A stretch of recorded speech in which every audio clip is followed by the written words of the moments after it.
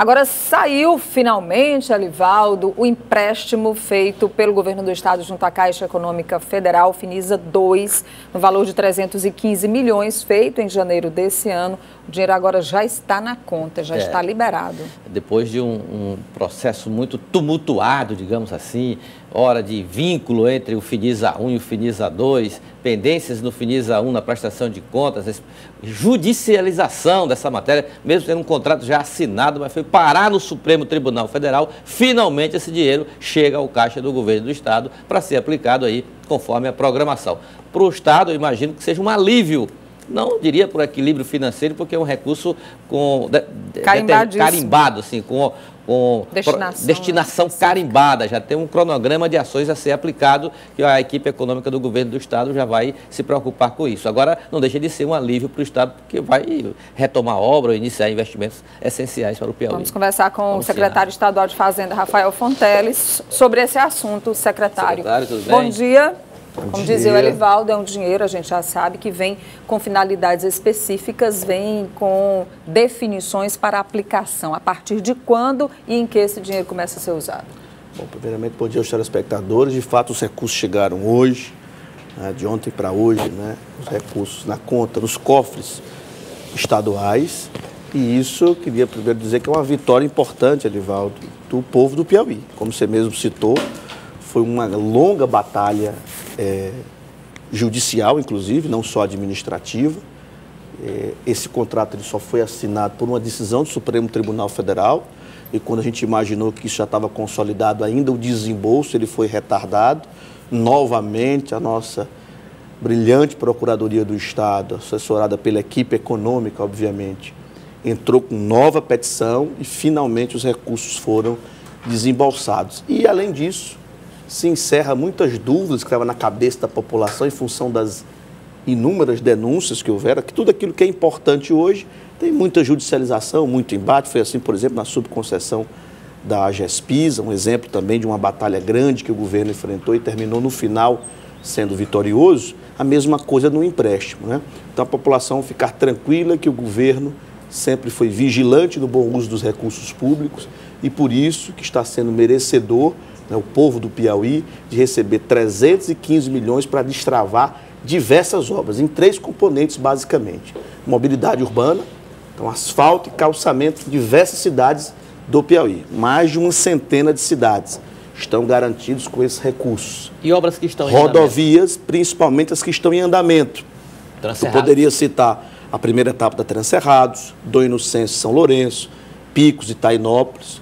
Outras obras importantíssimas. Aqui o nosso centro de convenções, que está próximo, finalmente, de ser terminado, já é visto para quem passa ali na avenida, já consegue perceber. Está lá, a adutora do litoral, um sonho antigo daqueles municípios do norte do estado, do litoral piauiense, finalmente chegar a água para, inclusive, possibilitar o desenvolvimento maior daquelas praias maravilhosas que nós temos no norte do estado.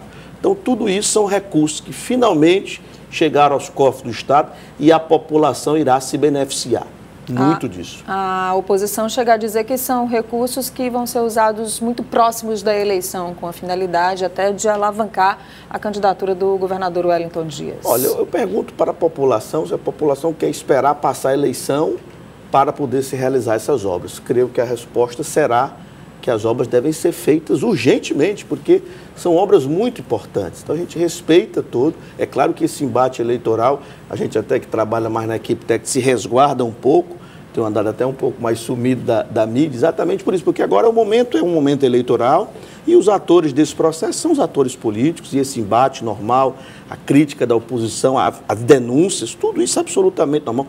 Tudo que aconteceu no Tribunal de Contas do Estado, da União, Ministério Público, esse processo é normal. Quando se há uma denúncia, tem que se apurar, mas no fim, a verdade sempre prevalece. E por isso que o Supremo Tribunal Federal determinou o desembolso e estão na conta do Estado do Piauí 315 milhões de reais para essas obras. Secretaria, a prestação de contas do Finisa 1, quando esse processo será destravado, a expectativa do governo, o que está faltando? Olha, Alivaldo, uma prestação de contas com mais de uma centena de obras são mais de 3.000, 4.000 documentos. Então, tem todo um tempo necessário, 30, 60, 90 dias, ainda mais num processo como esse, Alivaldo. repleto de denúncias. Então, todo mundo fica muito zeloso, muito atento, para que não haja nenhuma falha na hora de finalizar. Porque se houver uma falha, vai cair no colo de quem fez a prestação de contas ou de quem aprovou a prestação de contas. Então, o zelo da Caixa Econômica Federal está totalmente correto, o zelo da equipe técnica. Nós temos um grupo de trabalho liderado pelo secretário Antônio Neto, ajudando nisso, né, que tem muita experiência, com vários técnicos do governo. Essa liberação ocorrer ainda este ano? Não, ainda eu gostaria, nosso trabalho é para que ocorra dentro de 60 dias. Nós acreditamos nisso, que vamos resolver, inclusive administrativamente. Se precisar judicializar, judicializa-se de novo. Mas nós temos certeza, né, muita convicção de que será resolvida administrativamente, até porque os recursos foram bem aplicados. Há dúvidas por causa daquelas questões que eu já vim aqui certa vez explicar. Foram pagas despesas pretéritas, ressarcidas à conta única. Isso gerou questionamento. Foi mudada a lista de obras. Isso gerou questionamento. Mas tudo isso esclarecido e se vê na legalidade conforme o instrumento, a bússola, que é o contrato. Secretário, ontem o governador do Rio de Janeiro, Pezão, acabou reduzindo, autorizando a redução de 16% para 12% do ICMS. É uma das formas, e alguns governadores estão fazendo isso para tentar fazer com que essa redução do diesel aconteça de verdade, de forma mais efetiva, como determinou o governo federal. Aqui no Piauí existe essa discussão em torno da possibilidade de redução do valor do ICMS cobrado sobre os combustíveis. Mas o governo do estado parece que não está muito disposto a fazer essa redução. Olha, nesse caso do Rio de Janeiro, até nos estranhou muito a todos os secretários. É porque o Rio de Janeiro está quebrado, deve estar nadando em dinheiro. Não né? está, Abrir mão de receita deve estar nadando em dinheiro. Mas a explicação é muito simples. O Rio de Janeiro ele se beneficia da alta do petróleo muito mais via royalties do petróleo e da cadeia produtiva do setor de óleo e gás do que propriamente do ICMS. Os demais estados não devem e não irão pagar essa conta oriunda, repito, de um erro da política do governo federal. A alíquota de ICMS do diesel não mudou nos últimos meses, mas o preço do óleo diesel subiu mais de 10% em 30 dias. A culpa é da carga tributária, que já sempre foi elevada e continua elevada. Claro que nós gostaríamos, ainda mais eu como empresário, gostaria de diminuir alíquotas, gostaria de diminuir carga tributária. Mas e quem é que vai pagar o serviço de segurança? Quem é que vai pagar o policial? Quem é que vai pagar o médico que está no hospital? Os enfermeiros, os professores da rede estadual de educação? Então a conta tem que fechar.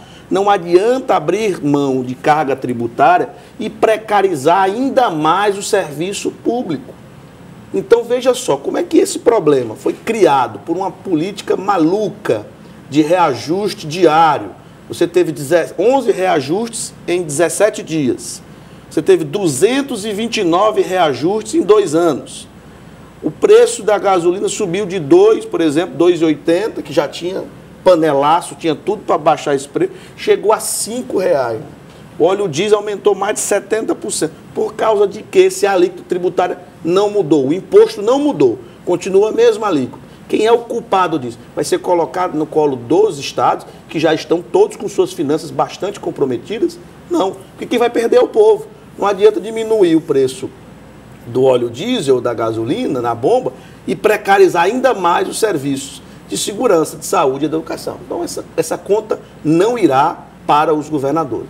O seu governo federal é que tem, já começou, o presidente da Petrobras saiu, já estão admitindo que não vai ter mais reajuste diário. Então, é importante ver essa evolução no pensamento, muitas vezes, obtuso, né, de alguns técnicos que esquecem de ter sensibilidade na população. Como é que se pode conceber, né, como é que se pensa no povo, se conceber uma solução dessa de reajuste diário do preço da gasolina. Então, o governo federal vai resolver o problema que ele mesmo gerou. Tá bom. Secretário Rafael Fonteles, da Fazenda aqui do estado do Piauí, obrigada pela entrevista. Bom dia. Bom dia.